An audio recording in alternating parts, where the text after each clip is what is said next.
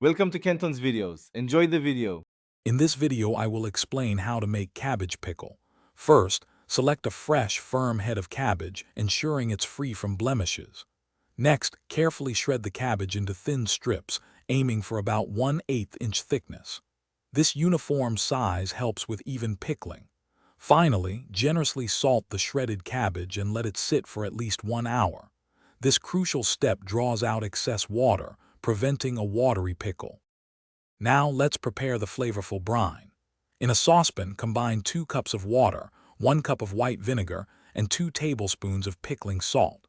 For added depth, you can include 1 tablespoon of sugar and your favorite pickling spices, such as mustard seeds or dill. Bring this mixture to a gentle simmer over medium heat, stirring until both the salt and sugar are completely dissolved. This creates the perfect base for your delicious pickle. With your cabbage prepped and brine ready, it's time to combine them. Rinse the salted cabbage thoroughly and then pack it very tightly into clean, sterilized jars, leaving about 1/2 inch of headspace.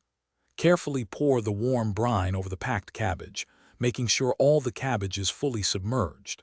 Tap the jars gently to release any air bubbles.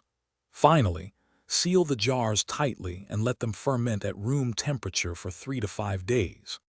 Once fermented to your liking, transfer your homemade cabbage pickle to the refrigerator.